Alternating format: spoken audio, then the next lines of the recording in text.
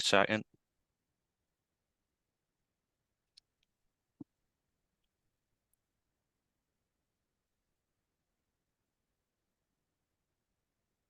I know the recording popped up. I'd like to call the meeting to order if someone would like to second. It's Naomi Goldberg. I'll second. Terrific.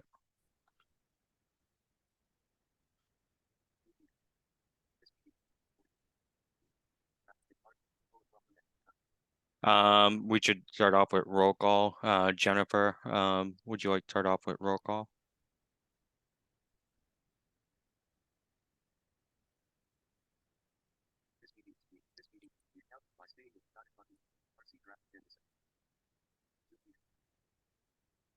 Jennifer, we can't hear you. She's muted. All right, just had to click the got it button. Fantastic. Okay. You will hear my jaws. I apologize for that. My lovely headphones aren't cooperating. Okay, let me go to...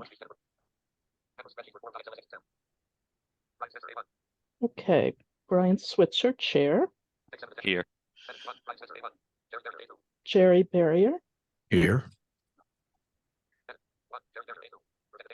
Rebecca Davis.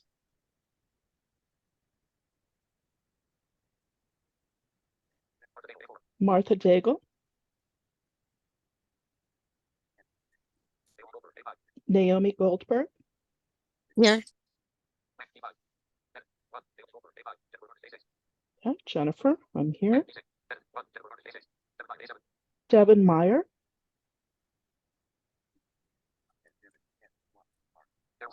Cheryl Scott. I believe Charles Scott is no longer an official member of the Okay, RC, thank you. although I believe her last meeting was the last one. Thank you for that. Jennifer Whitmore.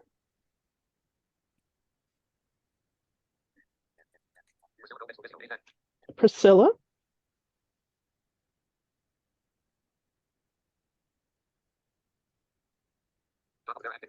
And John Oliveira, Acting Commissioner, is here. Who was that who just joined? I missed that.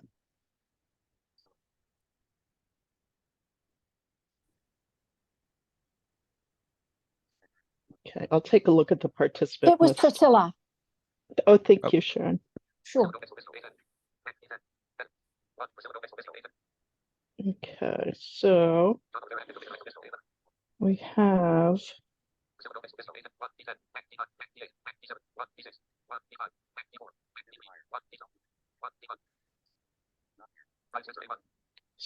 six RC members in attendance. And can someone remind me if we include John and Priscilla in that count?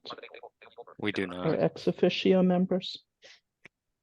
We do when voting on where or not we meet quorum to have a meeting, but we do not when voting on anything that we're voting on. Okay.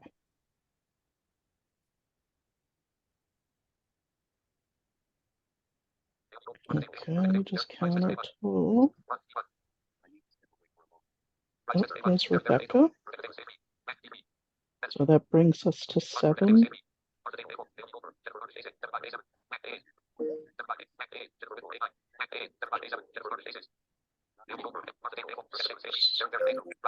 So we have 8 RC members that I have on my list, and we have 1, 2, 3, 4, 5,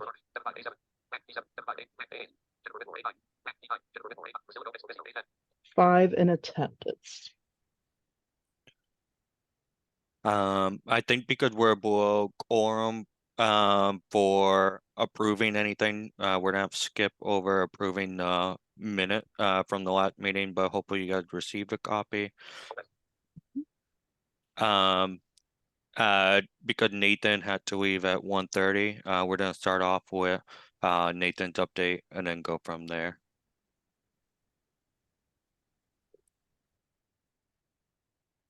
Thanks, Brian. Good morning, or good afternoon, everybody.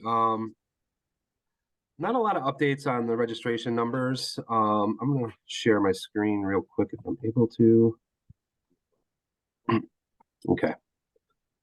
So I brought up a dashboard of the numbers. I didn't include the demographics this time around as we didn't have any real change in any of the percentages for the demographic numbers.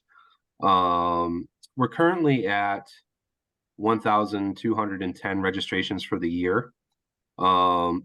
We had 2,174 come in last year, and then obviously the 2 years before were real low at 1,200 and just over 1,000 during the COVID years. We did see an uptick last year because of coming out of COVID. Just to give you an example, at this time last year, we were at about 1,400. So a little bit off pace from last year when we had the increase, but seems like we're right on pace for a normal year before the COVID hit. So 1,200 for the registrations. Really nothing in the inventory for registrations being processed at this point. When I did run the report, we had 6, but those were 6 that were hanging in there over the weekend that came in during the long weekend. So those have already been cleared out. For VR cases, we saw a little bit uptick over the last month of just 4 cases. We're at the exact same number for pre-ETs and transition youth, with a total of 941 currently active VR cases in the agency. Looking at closed cases for VR last year, we had 147 successful closures with 107 non-successful closures. That's the fiscal year, so we're only 2 months into this fiscal year, and after 2 months we have 25 successful closures and 18 unsuccessful closures. We currently have about 2,500 people that have been referred to support services, so that's O&M, rehabilitation teaching, or assistive technology. That number is trending pretty much where we would expect it to be at this point. We did see a big uptick over the last couple months in COB's process, so certificates of blindness. Those certificates of blindness, we always see a kind of a big uptick in July and August as people start to prepare for their tax abatements, rolling over to the new fiscal year. So we get a big increase in COB requests. We do see it a little bit less than where we were last year.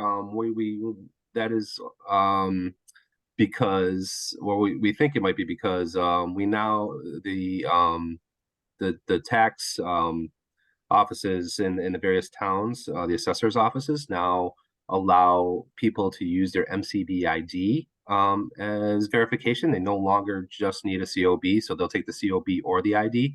And we had worked with the assessor's office over the last year to get that in place. That way people, the ID is good for 5 years as opposed to COB being only good for 1 year. So we're seeing a little bit of value in that process with less COBs coming in. And pretty much where we'd expect to be for handicap placard applications and the phone applications through Mass EDP. Those are tracking for normal as well. So that's pretty much where we are for the numbers. Not a lot of surprises at all at this point. Pretty steady across the board, and just wanted to update everybody on that. I do, and I know John will talk a little bit about this later in his update, but there will be an opportunity. We are going to be creating a new dashboard for the agency that's going to be available, and we're going to be looking for input from obviously this committee and other partners. So I know John will talk further about that in a few minutes. So just wanted to give everybody a heads up on that as well, because it's something we're going to be looking for as far as what you folks would want to see in a dashboard that you could hopefully access at any point through our website and get these numbers in real time. So that's all I have. If anybody has any questions, please let me know.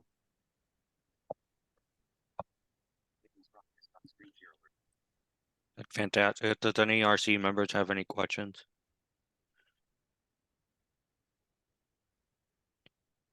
Thank you, Nathan. If that's the case, I'll let Commissioner John Oliveira give his update and hopefully talk a little bit more about the draft dashboard if he has more information. Good afternoon, everyone. Good afternoon. And hopefully you're in a nice, cool place, trying to stay away from the heat. And so let me touch, I will talk more about that, what Nate just mentioned, but let's start with what we have currently coming up here. We're offering the Employer Awareness Seminar. That's where we offer an opportunity for employers to come and hear about how MCB can support them in their efforts to diversify their workforce. In our case, hiring folks who are legally blind or visually impaired. So we've been holding this for several years. We have some new employers that have signed up for it this year, but we have some returning ones that are sending other staff to hear about what we do here at MCB and get a little more education about hiring individuals with disabilities. We will be feeding it live from the neighborhood community station here in Boston, and they're letting us use their studio, and we'll be broadcasting that, so people will not only be able to see it on Zoom, but will be able to see it on local cable in Boston. So it just we needed a place to send it from, and we happened to chat with them because we have a relationship with them, and they said, come on over and use our studio. So we will use that, but that won't change anything. You guys can, anybody who wants to drop in on it, employers that have signed up will be able to view it on Zoom, or but it'll give us a little more exposure to the public. Maybe some other employers or some other folks will drop in as they change the hit the remote switch, and maybe they'll stumble across and learn something new about MCB. So that's leading up to our job fair that we hold annually. And again, this year we're going to use the reverse job fair model that we've been using for a couple of years now. It'll be online, where we have employers observing on the Zoom room, in the Zoom room, and each job seeker will be able to give a 2-minute pitch about themselves and see what they can do as far as getting employers interested and interviewing them, or arranging an informational interview or whatever they want to arrange to see if that individual might fit into their company in some form, be it an employee, an internship, whatever it may be. We're wide open to the idea. We're also working on White Cane Day, and October 13th, back at the State House in person, and you'll be please watch the MCB media channels for more details. Visit the website, but love to see all of you come out and participate. And right at the State House, right not far from public transportation, and hopefully it's a nice day out, and we'll have a good time and a chance for you to show people using your white cane or guide dog or whatever mobility aid you're using. But we are celebrating the white cane, and hopefully you come out and join us and participate in the day's activities. On the media campaign, some of you may have seen our ads. We're back on local television, radio, on the Red Sox broadcast. We're all over the place, probably on one of your web browsers as you visit certain sites. You may have had seen our ads pop up. Billboards will be going up towards the end of the month. So therefore, again, looking for those companies that are interested in hiring individuals who are blind and legally blind to help diversify their workforce. So still working on that. We're following up with different leads and doing the best we can to get the word out. And we will see how that works out and how we can keep that moving forward. So Nate mentioned earlier about the dashboard. So you've heard about reallotment projects that the agency is able to apply for funding from the Rehab Service Administration to do one-time special projects, not to hire people, but to contract it out and make sure that it doesn't last more than a year. So we just got word that the Bay State Council, I'd like to thank them for submitting a proposal for a dashboard. And so we looked it over, and we sent some information to RSA, and they accepted what we sent them and have given us the money to contract with a company to help build a fully accessible dashboard that could be accessed so that you can get information as you need it.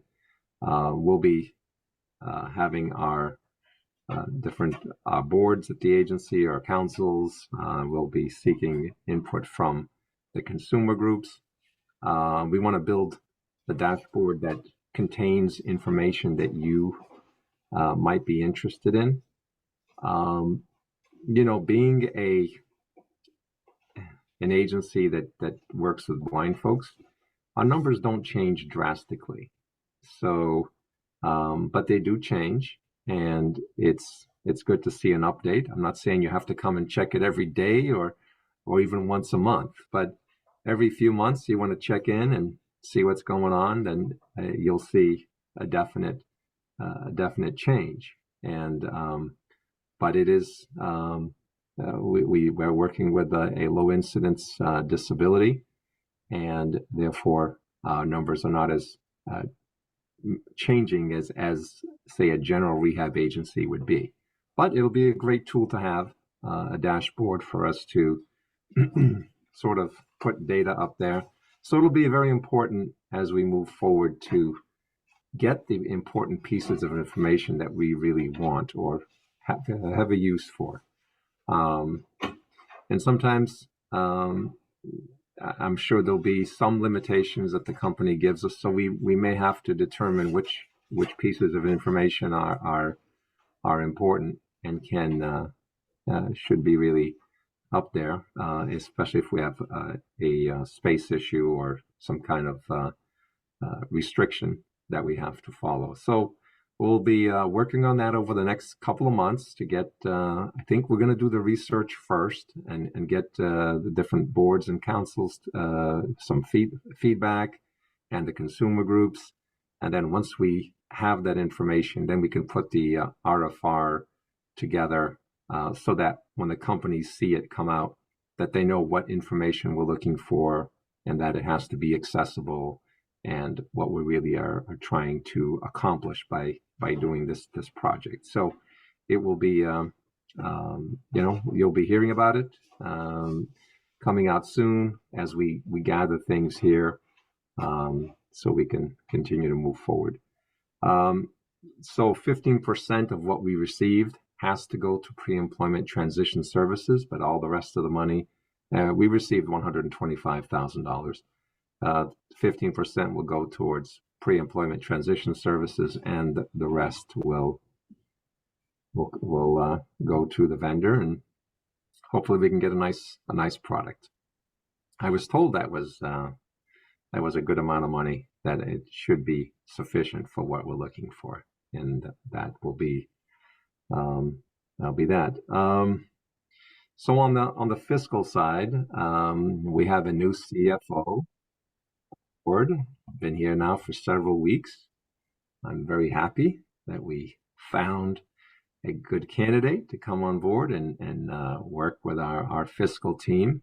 And she is here observing the meeting today, and just to learn how the agency works and how we get feedback from our consumers.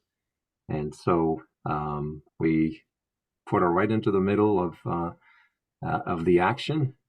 Just finished yesterday. We were working on the spending plan, and which she was very heavily involved in pulling together and gathering data. And so we have that moving forward. She also has been helping us out with some issues regarding RSA, and we'll continue to work on that. We do have several issues that are lingering from years past that we are working hard to resolve. One of them that has been resolved was that we had to return $132,000 back to RSA. This is going back to federal fiscal year 2020. And 3,000 of that was for the supported employment grant money that wasn't used, and the other 129 was for some federal funding that had to be returned. It should have been returned by last September, but wasn't done. So we had to move forward and get that quickly returned, because if we couldn't get it back by September, the end of September, the agency would be moved into a non-compliance status. So we're good with that.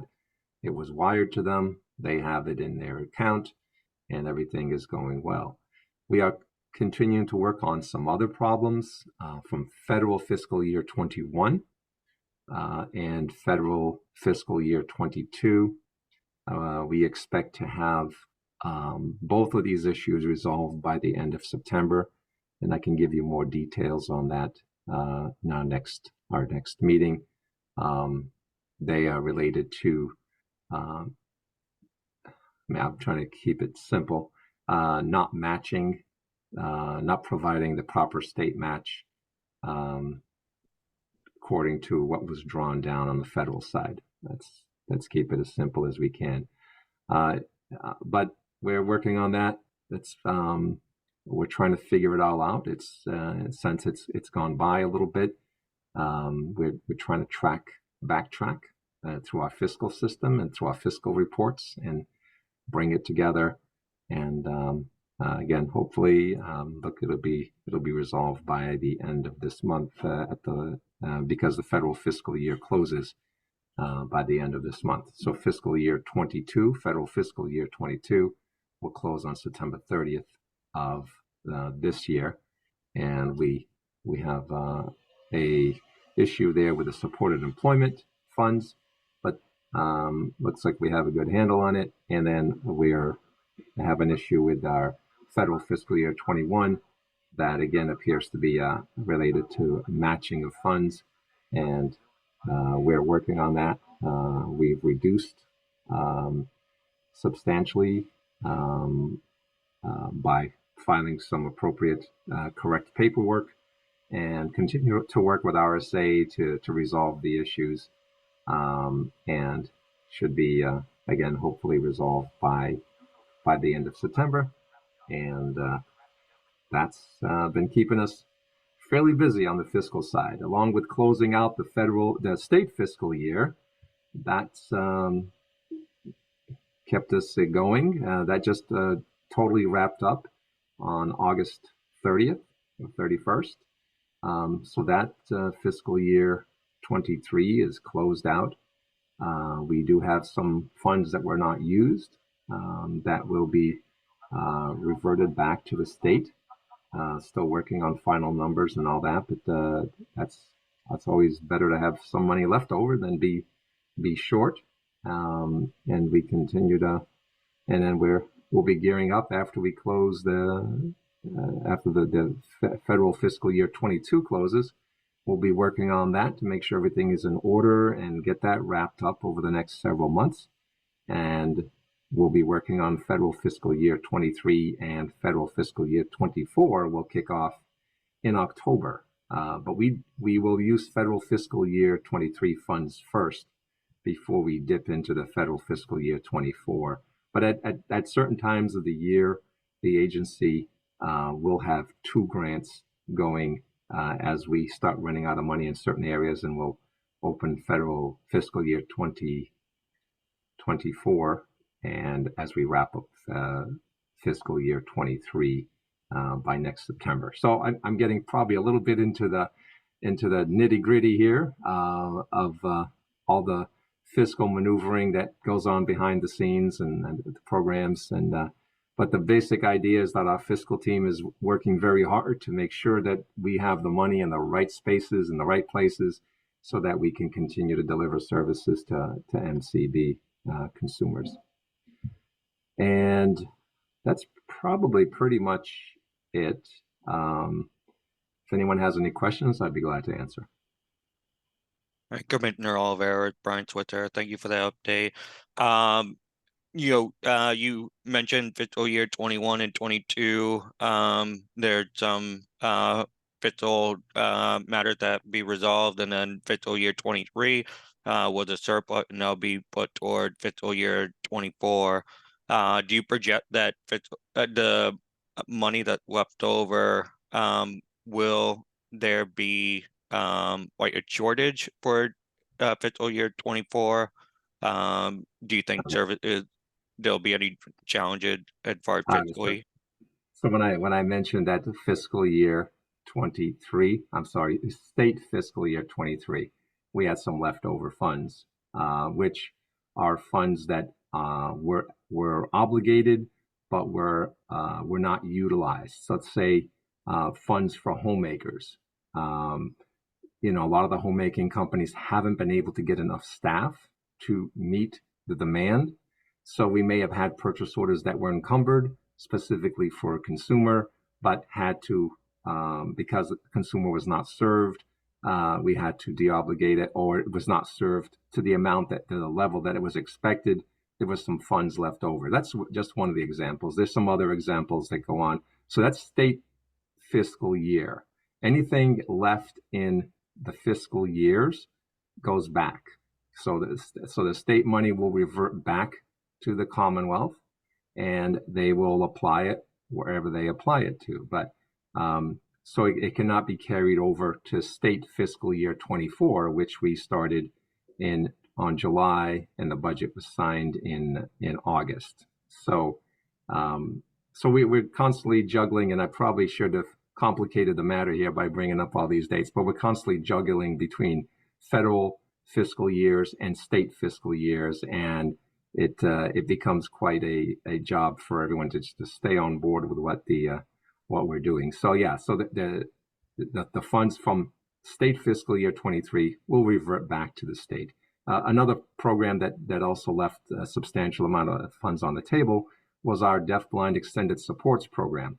Same issue. The programs are opened this year, but they're not fully staffed, and they cannot accommodate the number of day students that were expected to attend the programs.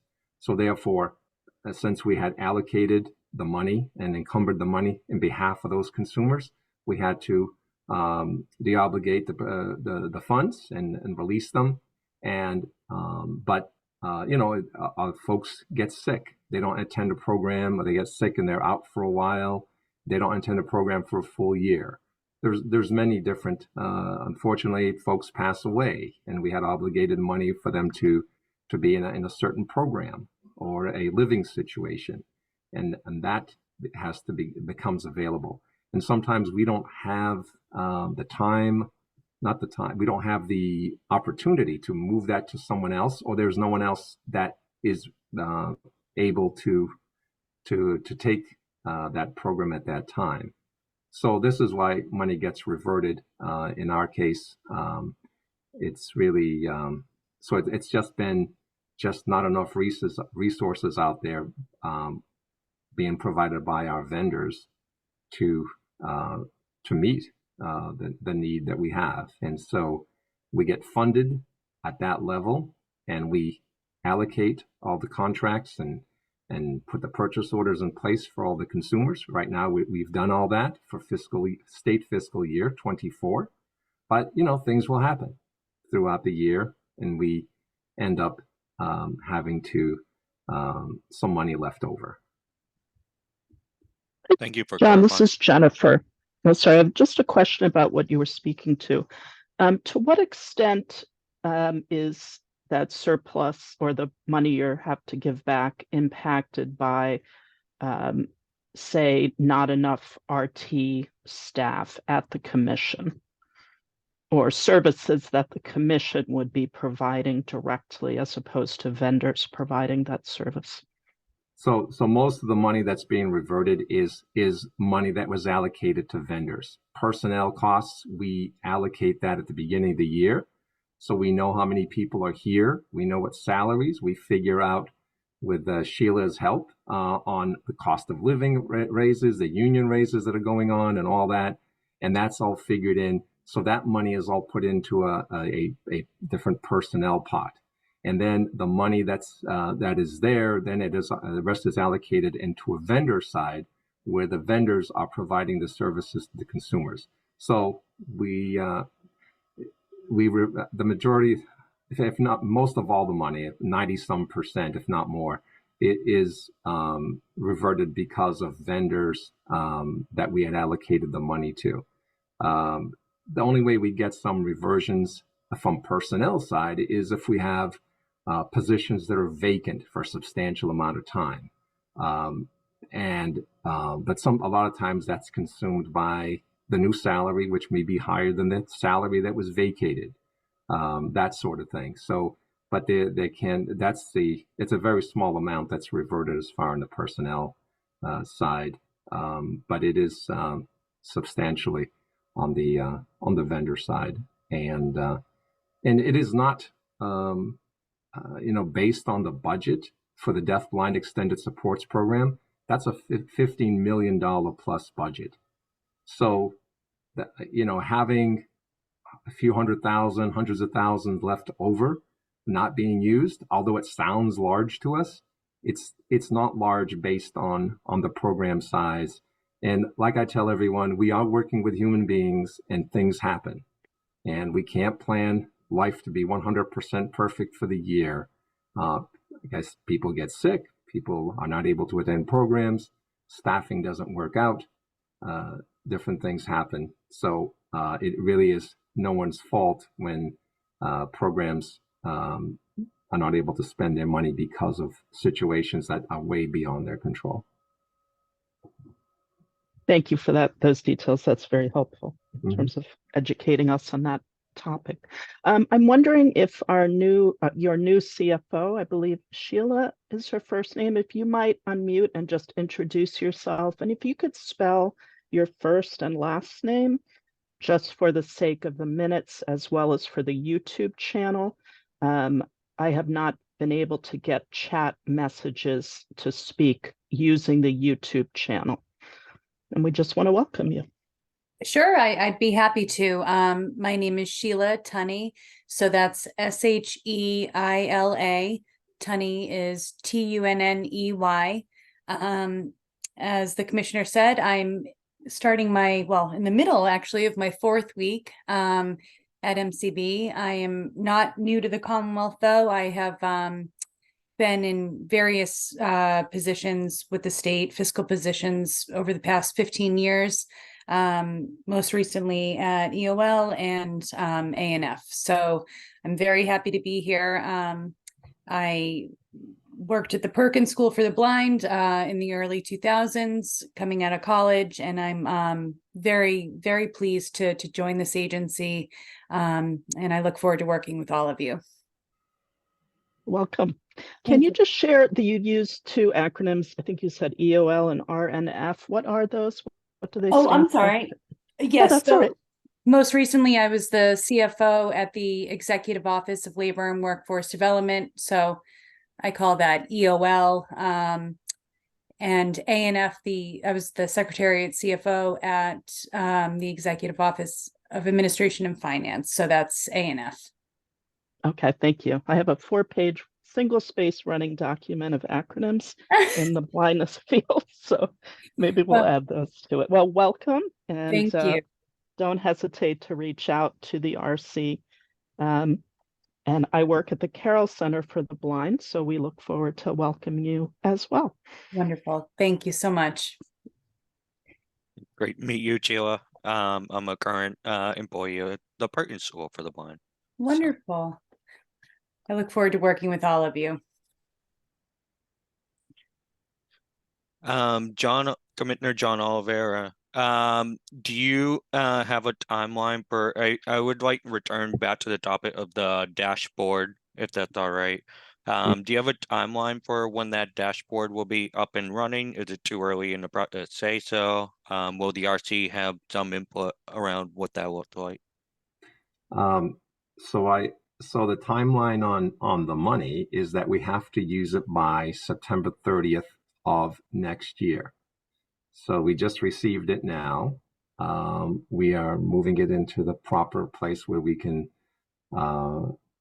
expend it when the time comes. But we are going to be pulling together some meetings and invite different groups to come and participate, and then we will pull it together. I'm projecting that by November we should have the RFR out and bid, and the company should have half a dozen, 7-8 months to pull this together for us. Meanwhile, we'll continue to share updates as we did today to keep you all informed. But if once we bid it out, and if the company says they can do it faster with the information they have, great. If it's up by March, that's wonderful. The reason we're sort of we have something else that's just kicking off here. The EOHHS, our Health and Human Service Secretariat, they are working on a strategic plan called strategic mapping. And all of the agencies in the Secretariat will be coming together, and we are going to be dedicating a lot of personnel resources to that project. And so most managers have been invited into the mix. We have completing surveys. We're well on the way to getting started. They have a 4-month timeline. This is a project that usually takes about a year to develop a strategic plan, but we're on a 4-month timeline. So therefore, this will be all over by December. So some of the managers, again, will be involved in that. And then behind the scenes, our contracts folks and doing our gathering our data over the next several weeks. We can put the RFR that has to be posted for a couple of weeks. And then we will evaluate the proposals, bid it out, and then award the bid, and then have it ready to go. So I'm projecting like in November, we should be ready to start the building process. And we don't know who the company will be. So this is why we want to gather the information now, do a lot of the prep work in advance, so that, and then we can bring the folks back together, the consumer groups, this council, the different boards here at MCB, bring them back together, because usually the company, when they get the data, they like to talk about it and make sure that they have everything clarified. So there'll probably be another meeting to clarify all that, and then they'll get into the development stage once they feel they have all the information that they need. And then we'll go through a user testing phase where they'll allow us to test it. We'll allow some of you to test it, see if it works well, if there's a way we can simplify it. And then once that's all squared away, we'll roll it out to the public. Fantastic. Either Commissioner Olivera or Sheila. Regarding fiscal year 21 and 22, do you project that those funds that had to be returned will have an impact on fiscal year 2024? No, the funds that had to be returned related to fiscal year 20 will not impact fiscal year 24. The funds that will be returned from fiscal year 22 will not impact fiscal year 24. The funds from fiscal year 21 may have an impact on some funding from fiscal year 24. I'm really hoping. I have filed a waiver requesting RSA to waive what they call a maintenance of effort reduction.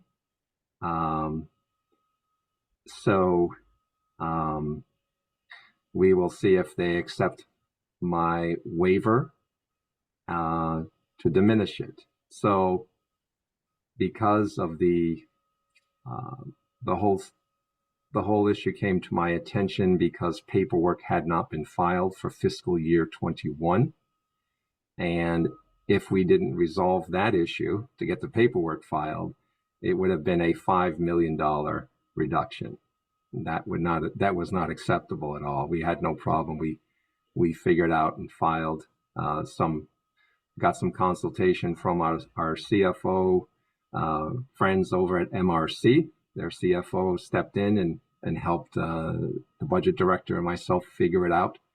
And we were able to get that down to what it appears to be. And this is not final yet, so don't take this as I'm saying. I probably shouldn't even be mentioning it yet. But it appears to be a little over $1 million. That's what I've asked for the waiver to waive that $1 million, and I put in some reasons and that sort of thing. So that's the only impact on the fiscal 24. But there are other strategies that I'm already started to implement and will implement to offset some of that. And by using our Social Security reimbursement funding, since our consumers are going to work here in Massachusetts, and after a certain period of time, and when they come off the benefits, the agency receives a reimbursement for getting them back to work. So those funds I'm projecting to be around $400,000 to $500,000, but I could be surprised and it could be higher.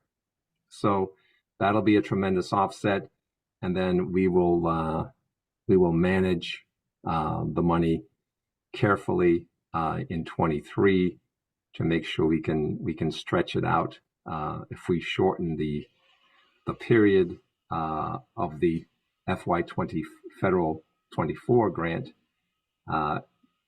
if we can start getting into using it a little bit later, that would even close that gap even more. But that's down the road. I certainly have a good handle on it. I don't think I'm 99% sure that our consumers will not feel or be impacted by any of the services. There are other expenditures. We have we're still working on the leases for the office space. That's not definite yet, and if our office space changes in Boston, that could release some extra funding. There are other things that could be reduced that are not client related that could increase more funding available. So definitely I have ideas in my head, and I've started talking about it, and I'll be talking more about it with Sheila, and we'll be working on that to minimize that. But we need to wait to hear from RSA to see if they are going to accept my waiver request. And if they do, then there's no issue. If they don't, there's a small issue, but I can guarantee you that we will do my best and all of our best to make sure that is barely felt, if felt at all, by any of our consumers. Sound good. Any question from other RC members?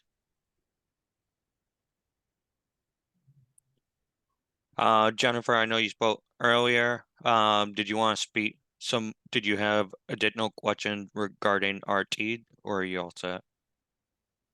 Yeah, if there are no other questions regarding John's report, it's, I think, a related topic. I was wondering, with some MCB staff having, say, a 3-day in the field, 2-day remote option, how is that maybe increasing direct service delivery? What have you seen as the benefits there to consumers, especially VR consumers, since that would what we focus on? And any challenges with that? So actually, the 3 days and the 2 days are something that we've practiced here for longer than I've been here. So, and that's well into 40, 50, 60 years. There's always been a practice that field staff would spend a portion of the time on the road and a portion of the time in the office. So when everyone had an office to come to, it was typically 3 days in the field, 2 days in the office.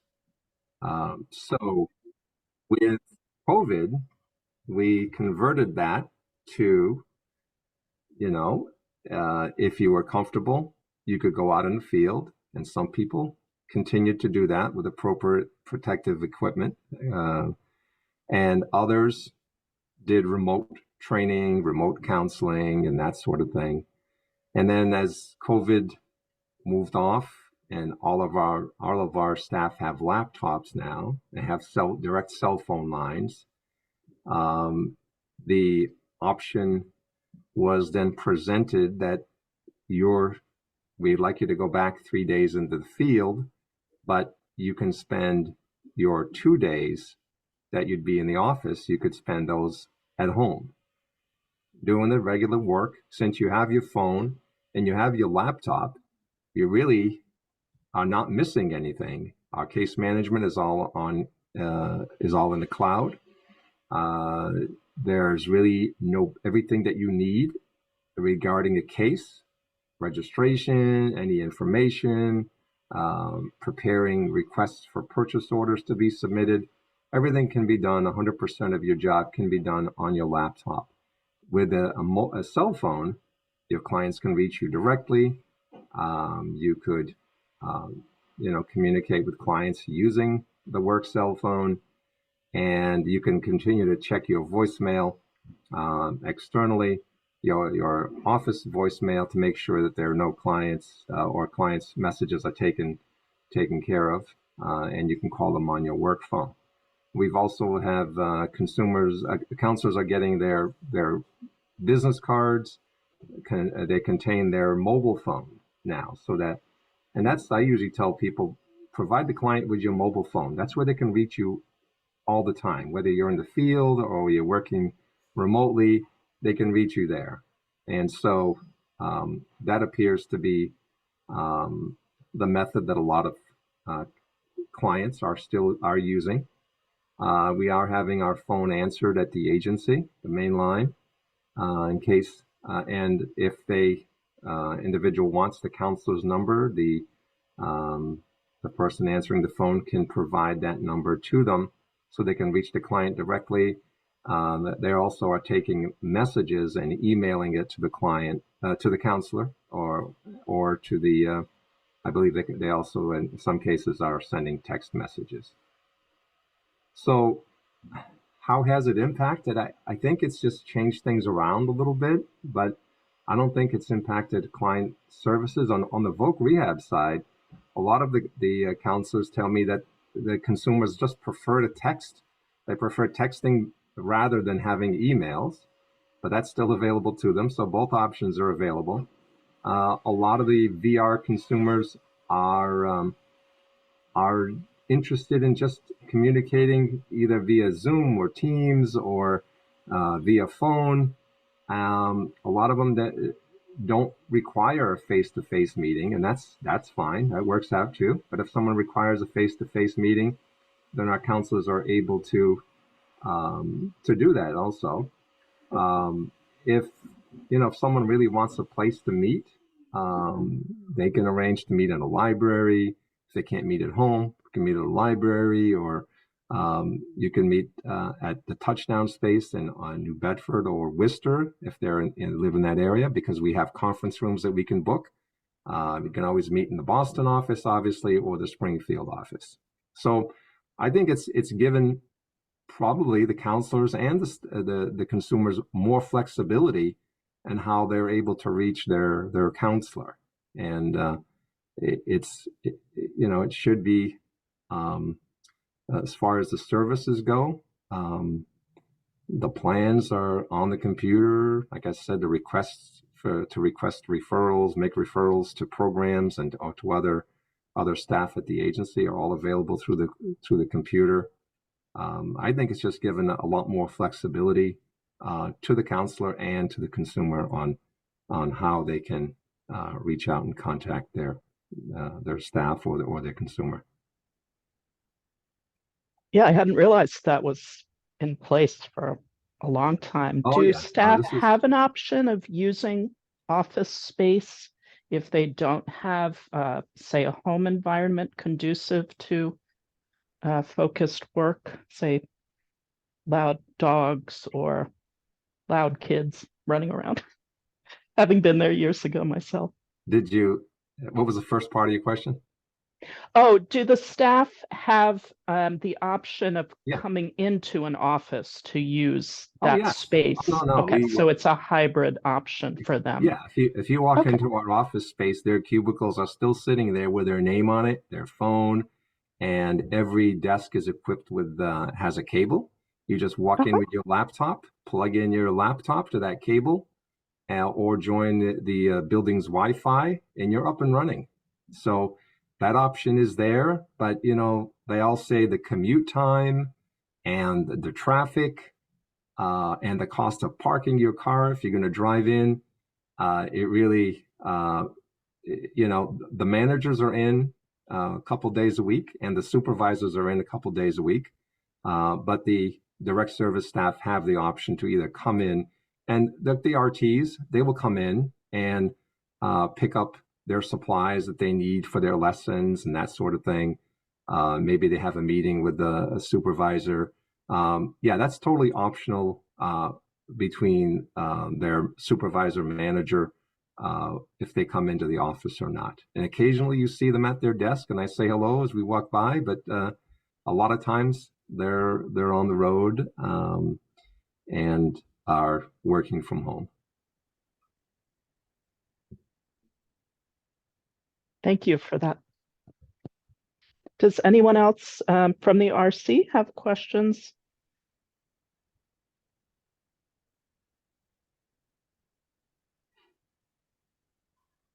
Awesome. Thank you. We're gonna move forward.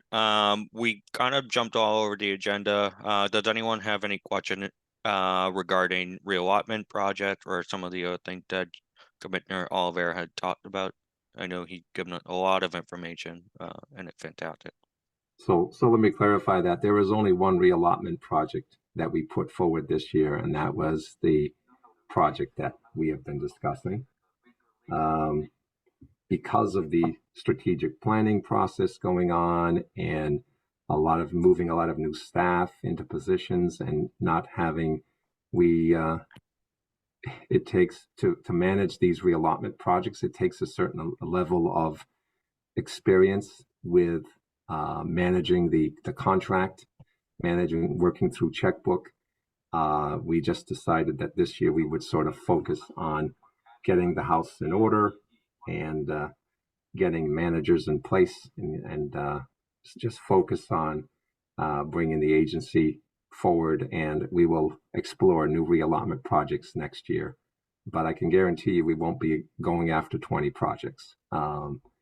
We'll be going after projects that are focused on increasing and developing the services we provide, occasionally we may do a survey, but I think this agency has been through a lot of surveys, and we just have to digest the data we've collected from those surveys now and implement what we learned. So there's so many, so the managers that have experience with managing the fiscal side just was sort of, let's take a small break here and focus on what we need to focus on. We've had a lot of staff turnover at the agency. We have to do a lot of training of new staff that are coming in and offer different training opportunities and get them up to speed. And that's my focus, to get the new staff up and running and get them acquainted with what our expectations are here. And that'll be the big focus for the next several months as we manage with the fiscal side, managing things, and as we manage with developing the strategic plan and other initiatives that the secretary might have in mind for the agencies to participate in. So we'll have our plates full. I can guarantee you that there's lots of things going on, and continuing with our usual projects that we've had on for years, our Visions of Collaboration Conference, the employer seminars we have going on now, the job fair, participating in celebration for the October for the employment of people with disabilities. So we have a lot of things going on, and we just wanted to focus on getting the house back in order so that we can just move forward and continue to provide the best services possible for our consumers. That's fantastic. If there are no more questions, I'd like to have Jerry Barrier talk a little bit more about the draft letter for Governor Healy that Bay State Council for the Blind has worked with in conjunction with the Disability Law Center. Okay, thank you, Brian. Good afternoon, everybody. Let me grab my notes here. I hope you've all had a chance to review the letter. There's a lot in it, and I'm not going to be able to cover everything here. But basically, I'm going to read the first paragraph. Massachusetts Executive Order number 598, reaffirming and reconstituting a rehabilitation advisory council for the Massachusetts Commission for the Blind, which was issued by the governor. Well, let me back up and say this is all about a draft letter that we hope to send to Governor Healy, asking that this executive order be rescinded and rewritten. And we've put a lot of energy, especially Deanne Elliott from BSCB and former chair of this council, has put a lot of energy and effort into creating a very well thought out document and well vetted by a number of people. And we're hoping that the RC will look it over and give us any feedback quickly that you may have, because we hope to have a letter to the governor sometime mid-fall. And this new executive order contains contains language that conflicts with the Federal Rehabilitation Act issued without the Rehabilitation Council's knowledge or participation. BSCB members are deeply concerned, and we've also gotten the Disability Law Center involved in assisting us with this. We're deeply concerned about quite a number of things on this. So we are urging the governor to rescind it. And I'll just go through some of the things quickly. Let's see. Well, the commissioner informed the SRC, State Rehab Council chair, by email on August 2nd of last year that a new executive order had been issued 2 months earlier. We knew nothing about it. We're not involved in any way in reviewing it, making comments or anything. Our chairperson was not aware of it at the time until we were told about it. Although the new executive order corrects some inaccuracies in the original executive order, it includes language that the SRC did That's gonna go not. find it. I'm curious how that would happen. We've got somebody. I would have included Mm. Ashley and Maura. Hello, would you mute? Please mute. That's what I planned to do. And Hi there. We have a lot of people that jumped on at 2 o'clock. Do you mind muting yourself? Right Especially if now, we're going to only carry RC on members are conversation. allowed to talk. Okay, so let's see, where do we leave off here?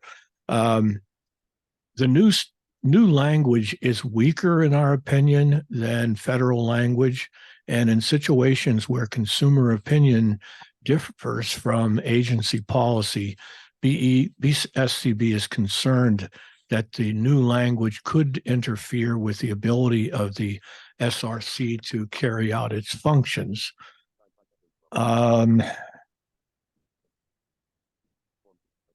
The executive order refers to the council as a rehabilitation advisory council, which is contrary to language that the other SRCs use, that we've never been considered an advisory council. So we ask that the governor clarify and affirm this council is called the State Rehabilitation Council. There is no other state in the country that we're aware of that uses the advisory word in the name of their council. When it comes to appointing a new chairperson, the executive order provides that the council shall select a chairperson from among its members, subject to the approval of the governor.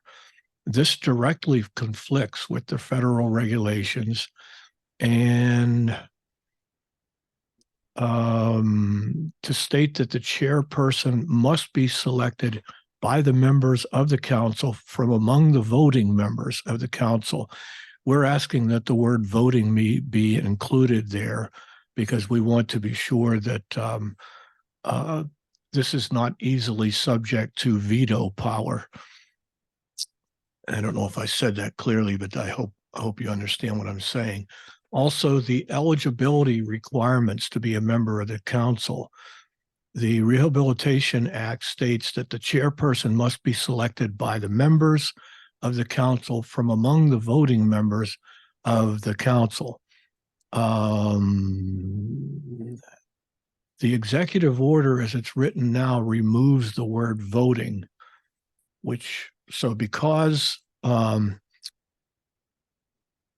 because the word voting is not present in the federal regulations, the removal of this word conflicts with these regulations and is likely invalid due to preemption. And there's more on that, but I'm going to skip down to the next one. Terms. The provision allows members to continue in their positions until they are reappointed or until a successor has been found. And we feel that that is inappropriate. We would like to rescind the change to term limits. And we want the term limits to specify, let's see, what did it say? We want it to be in line with state and federal regulations. We don't want to weaken the language so that someone could remain on the council for an unintended period of time due to the negligence of those who are involved in finding new members for the councils. Also, responsibilities. We want to change the wording. It says there's an additional requirement that the Secretary of the Executive Office of Health and Human Services or her designee must deem them appropriate as well for new members to be put on the council. We feel that that is inappropriate. Selection of members, we ask that the language of this section be changed to mirror the language of the Rehabilitation Act. Removal, we want to remove a sentence here. The new executive order inserts the new sentence saying, each voting member of the council shall serve at the pleasure of the governor. We would prefer that be changed or removed, actually. There's also an issue related to quorum. We want to be sure that a quorum, as it's defined by other groups in this area, be designated for this council so that there's no situation that could permit a very small number, such as 2 or 3 people, to constitute a quorum and be able to vote on any kind of important issues. And I've probably left a few things out, so I'm just going to, if I may, ask Deanne if she wants to add anything or if there's something you feel that I should have, that I left out. Hi, Uh, thank you, Mr. Chair. Thank you, and Commissioner, and thank you, Jerry, for that fine summary. Yeah, I don't have that much to add. Essentially, what we're doing is redirecting the language back to the way that it appears in the federal legislation, because there was some language that was inserted in the executive order that departs from the federal language. We have kept those parts of the new executive order that actually were good, because there had been some changes that were positive. So we don't want to throw out the whole thing. But in those areas where it departs from the federal language, we, and also the attorney who was working with us at the Disability Law Center, agreed that that interpretation was correct, and that it did create a situation where the Rehabilitation Council could be left in a somewhat weaker position in the future. So it's just kind of a realigning of the language. Thank you, Deanne. And that's all I have, but we would be happy, I'm sure, to answer any questions about this. If you're a member of the RC, you're more than welcome to ask a question for Deanne or Jerry. Or if you have recommendation to amend the draft, that'd be fantastic as well. Raising my hand. It's Naomi Goldberg. Go ahead. Naomi. Where did this come from? Who initiated this? Like the initial executive order? Well, it came Never heard of it through, before today. it came through Governor Baker's office. But like, who initiated it? I mean, this is already an RSA Yeah. thing, the Yeah. council. So I'm not sure that we know that. Deanne, any thoughts on that? no, I no, don't- we don't. I mean, I'm assuming it would not have been done because the governor has, hundreds, if not thousands of boards that he or she supervises and appoints to. So I don't imagine that they would be into the day-to-day changing of language. I would imagine it had to come through someone at Health and Human Services and someone at MCB, but I'm not privy to that. I don't know where it came from. Well, Cap would have been interested to know about this before, but it's interesting. Thanks. Yeah.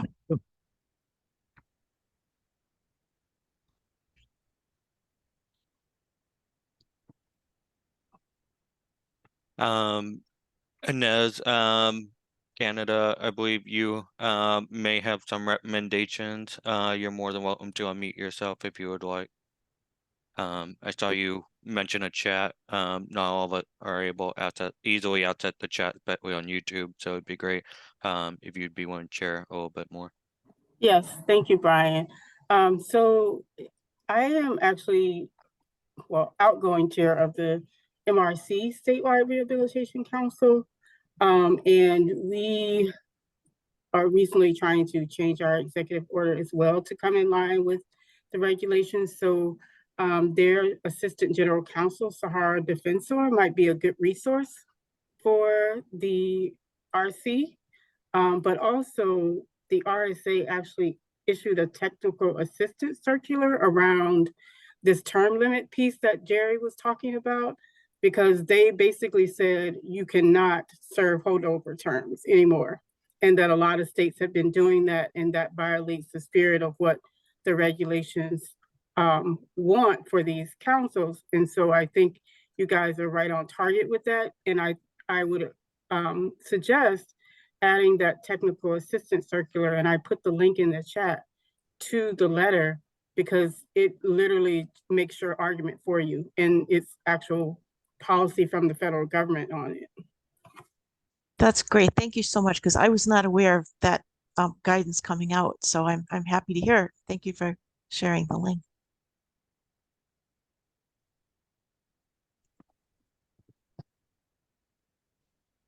Fantastic. Any other questions regarding the draft executive order? I would like to open it up to the public, in case, actually, are there any new business from RC members before I welcome the public to comment? Yeah, before we go, I just want to clarify the next step, which would be that we get a final letter together with help from the DLC. So if we could have a commitment from you that we would have any feedback the RC has, say within, well, I don't know, can we give 2 weeks, Deanne? Yeah, I think so. The Bay State Council of the Blind's Board of Directors meets this Sunday. So we wanted to incorporate any feedback from this meeting, including, for instance, Inez's link to the new guidance. And we'll include that in the draft. There are also some points at the end of the letter that I kind of left blank with some placeholder language, because there are some areas where we would like to proactively insert some information for the governor's consideration, and that needs to be tweaked a little bit. So I think that we will have our next draft sometime in the middle of next week after the PSCB board has commented. Then it'll go back to the Disability Law Center. We have an attorney there on staff who's been great and has been working with us, Kira Sweeney. And so we'll work with her on getting a third draft in place. And then once everybody's kind of on board that the draft looks the way we think it should look, the DLC will have the opportunity to discuss it at one of their meetings to see if they can sign off on it. And if they agree, and they've been providing help up to this point, so we're optimistic, then the BSCB and DLC will hopefully sign a joint letter and send that to the governor's office, which we're hoping will then begin a discussion in case there are some small adjustments that still need to be made in the process. So how about if we say, if we haven't heard any feedback from the RC within 2 weeks, that will indicate to us that there is none, and we'll continue on. That sounds great. People are welcome to email Jerry Barrier. Hopefully you have his email if you're a member of the RC. The draft letter was included on the email last Wednesday that went out with the meeting agenda. So hopefully you have the full body of the text there if you want to read through it. While Jerry would talk, try and scroll through it on my end on screen share. So hopefully even if you don't have the physical copy, you can access it that way. But yeah, if you just respond to my email, I'm happy to pass it on to Jerry as well. But Jerry's an RC member, so feel free to share it with him. This is Deanne. I'm wondering if we might use that feature on the RC landing page that allows members of the public and members as well to communicate directly with the RC. And I think that goes through MCB, which then goes to the chair. And I'm just wondering if that might kind of keep it more in an official channel rather than having people respond directly to an individual board member. And we've got like, considerations where we want not to deliberate privately. Yeah, I'm all for that. People are welcome to go to the MCB Rehabilitation Council webpage. I believe it popped up if you Google that. And there's a contact us. So that might be a great way to do it, just so it's all out in the open and everyone's aware of what the recommendations are. Thank you, Jerry and Deanne, for putting it together. I look forward to seeing what comes of it. Yeah, there's a lot of great recommendations in there, including working on increasing the diversity of the rehab council. And one of the things I'd like us, the rehab council, to do is to work on putting forth new members, and hopefully the executive order will allow it to finally meet and have a 15-member council like we're supposed to. We haven't had a 15-member council in a long time, and hopefully that will be a step in the right direction. Thank you. Thank Deanne. Thank Jerry. Is there any final new business from RC members before we turn it to the general public for questions and comments?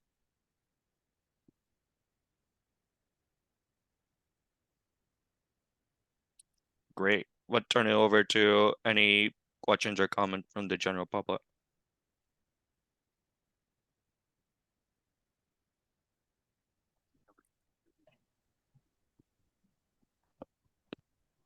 Any questions or comments from the general public? You're welcome to unmute yourself. Hi, Brian. This is Inez Canada again. Yes. Go ahead. So I just wanted to let the RC know that I am leaving MOD in employment for another position with the Office of Bar Counsel. So I will no longer be able to attend the RC meetings. But I do appreciate the time and effort that you guys put into making vocational rehab services better. And the CAP team will definitely still be represented since Naomi is actually the official member of the RC. But just wanted to express my gratitude for the work that you guys do, and particularly for Deanne, because she was chair while I was chair of the statewide rehabilitation council, and we worked together on a lot of things. So just wanted to say thank you guys and keep up the good work. Thank you, Inez.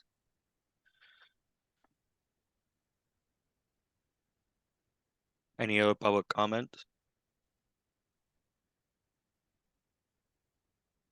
Hearing none, I'm going to call the meeting to adjourn. Anyone second?